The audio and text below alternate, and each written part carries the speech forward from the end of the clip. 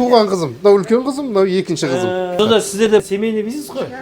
Семейный, бірақ обучениеге дейін қыздар басқа жерде жұмыс жасаған, біреуге жұмыс жасаған. Оны өзімізге ақырындап алдық та, кәсіпке де үйретіп отырмыз бір жағынан, бір жағынан сенімді адамдар енді қазір біз лақтырып кетеді. Мебельде көбісі лақтырып кетеді.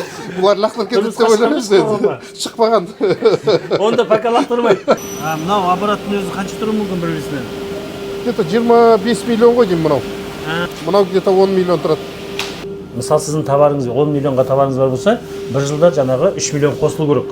Жыл сайын. 10 адамыз жұмыс істеп жатса, онда оны үшеуге қосасыз. Bir жылда 3 адам қосу керек. Маркетингке 10 миллион жұмсап жатсаңыз жылына, сіз маркетингке тағы 3 миллион қосуыңыз керек. То есть бәрі совокупно плавно өсу керек. Көрдіңіз бе? Ана резкий подъем ақшада адамдар сол кезде резкий подъем алып қалады да, морально психологически дайын болмайды да, жіберіп алуы мүмкін ақшаны. Алланың қалауымен кешеде бір шәкіртім 8 айдың ішінде X3 оборотқа шықты. Бүгін мен тағы да Болат мырзаға келіп отырмыз. Мебельный цех бұл кісіде. Бүкел қанша уақытта сізде қандай нәтиже шықты? Сіздердің оқуға қатысқаннан кейін, бір 2 айдан кейін X2-ге шықтық қой. X2-ге шықтық.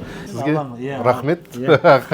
Өте қуаныштымыз. Мен де қуаныштымын. Мен ойлаймын, сіздерде жақсы болып жатса, ол сіз бір жұмыс орнын ашасыз, бір сом налог төленіп жатыр өкіметке, бұл бәрімізге пайдалы деп отырмын. Мемлекетке де, қызметкерлерге де, сізге де.